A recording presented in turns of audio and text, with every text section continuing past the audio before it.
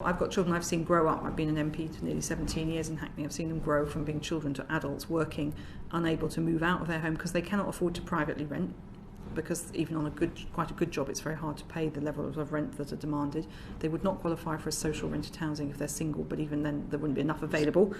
And then those who do get qualified for social housing end up now for 3 years in a hostel room, very often with children in that room alongside other people with particular challenges. So we've seen a huge growth in that. So there is a problem here, isn't there? We're talking about levelling up. It's not levelling up for areas like mine. Whatever money you put in is not going to resolve that quickly. There are very, very serious and substantial housing pressures in London. There are also very serious housing issues in other parts of the country as well, which we could talk about. As we're on private rented today, perhaps I could just push on what you've got this white paper coming out on the private rented sector. How is it going to make any difference to private? It might make a difference on standards. It might make a difference on enforcement. It might make a difference on making sure that only professional landlords want to enter the market.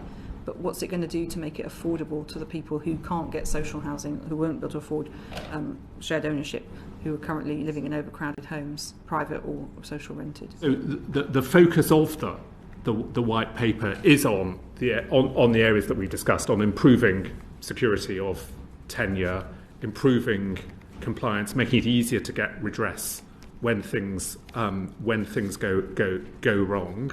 What we want to see is our good landlords staying in the market, investing, being responsible, engaging well with their tenants. We would be happy if bad landlords decide to leave the market as a result. Ultimately, though, there are wider issues of demand and supply in local housing markets are a much bigger question.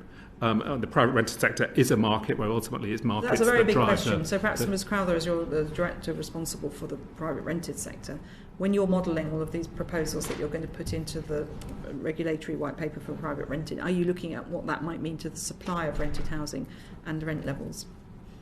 We'll be putting a package together, and on that basis we'll be looking at the cumulative impact on the market, both on tenants and landlords and other players in the market. So yes, we will be looking at overall impacts.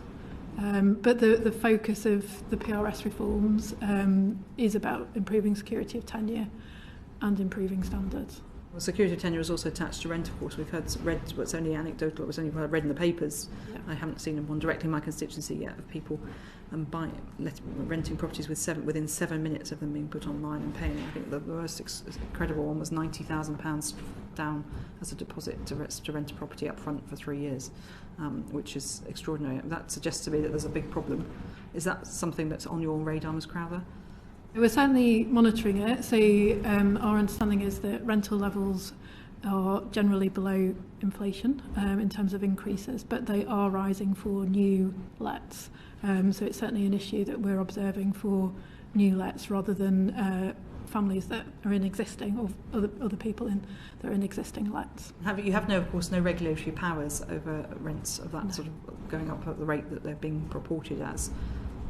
You're agreeing with us on that. You have no regular. Is there something that you'd like to see? The deposits are limited under the Tenant Fees Act. 5 weeks. Yes, in most cases 5 weeks. Yeah, 5. Yeah, and which is there is an anomaly for pets there, but let's not get into that today. But I think that's the deposit. Yeah. But if the rent's going through the roof, the deposit of 5 times is still out of the reach of people. No, agreed. But I thought you mentioned a deposit example earlier, so I may have misinterpreted it. But you have no regulatory powers over the rate of increase in rents.